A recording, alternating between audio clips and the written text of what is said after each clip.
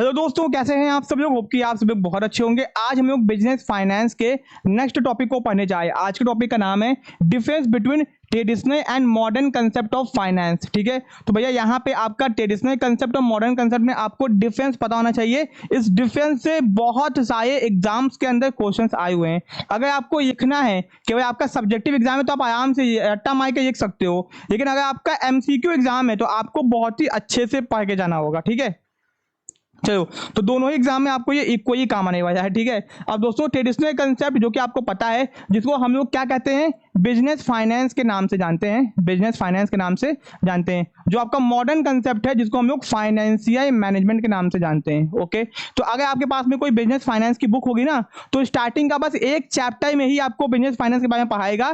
Second chapter से आपको start करेगा फाइनेंशियल मैनेजमेंट। अगर आपके पास में फाइनेंशियल मैनेजमेंट की भी बुक होगी तो उसमें भी आपको एक चैप्टर बिजनेस फाइनेंस का बताएगा, फिर आपको नेक्स्ट चैप्टर से फाइनेंशियल मैनेजमेंट पे लेके आ जाएगा। ठीक है, यानी कि दोनों ही किताबों के अंदर भैया बस नाम का डिफरेंस है, चीजें सेम ही आती हैं, क्योंकि जो पुरानी किताब आती हैं वो आज भी बिजनेस फाइनेंस के नाम पे आती हैं और नई किताबें फाइनेंशियल मैनेजमेंट के नाम पे आती हैं। ठीक है, अब दोस्तों it is a descriptive and narrow concept, यानी कि ये डिस्क्रिप्टिव है, यानी इसमें केवल क्या बोलते हैं, आपको याद होगा मैंने बताया था कि जो मॉडर्न कंसेप्ट होता है फाइनेंस, ये एनालिटिकल होता है, यहाँ पे दिमाग खर्च करना पड़ता है, और यहाँ पे ज्यादा दिमाग खर्च करने की जरूरत नहीं है। ये नैरो कंसेप्ट है और ये क्या है, एनालिटिकल है, बहुत ज्यादा दिमाग खर्च करना पड़ता है, और ये ब्रॉड है, यानी कि इससे ज्यादा बड़ा है। ठीक है, it is linear as it is emphasis on procurement of fund, ये केवल पैसे को उठाने पे फोकस करता है। ठीक है, एंड स्पेसिफिक इवेंट्स की प्रमोशन कैसे करना है, ये कंस्ट्रक्शन कैसे करना है, बस इन सब चीजों पे। ठीक है, लेकिन ये जो है it is a circular address go, linear मतलब होता है बस ऐसे।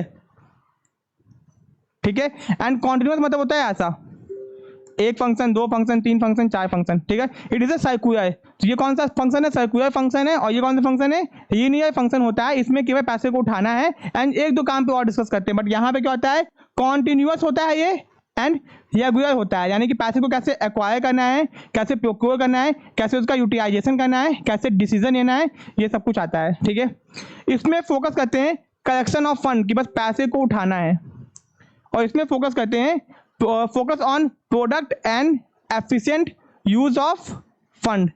ठीक है, ये हो गया। Decision is on the basis of intuition, यहाँ पे जो डिसीजन लेते हैं हम लोग पैसा उठाना है बस अपने मन से, इंट्यूशन से, जो आपको लगा अच्छा है आपने डिसीजन यही लिया। ठीक है, एंड एक्सपीरियंस के हिसाब से, मतलब अपनी फीलिंग के हिसाब से अपने एक आप डिसीजन लेते हो कि हाँ भैया यहाँ से उठाना सही आएगा।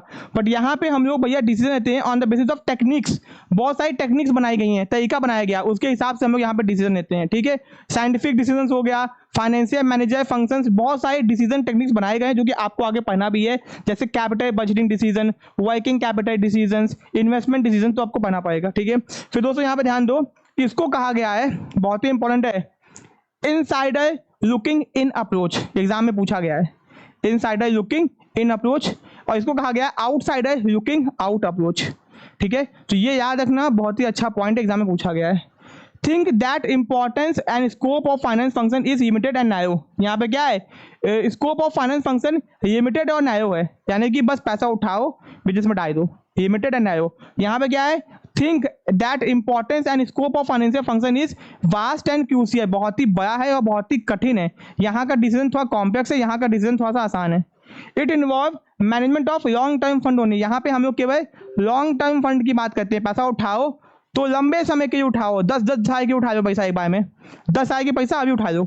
यहाँ पे क्या है, it involve management of short time, medium term, यहाँ पे तीनों की बात होता है, जैसे पैसे की जरूरत है उसके हिसाब से पैसा उठाओ, वैसे यूज करो। ठीक है, involve only procurement of fund, यहाँ पे केवल पैसा उठाओ, यहाँ पे 3 डिसीजन होते हैं, फाइनेंसिंग डिसीजन, इन्वेस्टमेंट डिसीजन और डिविडेंड डिसीजन।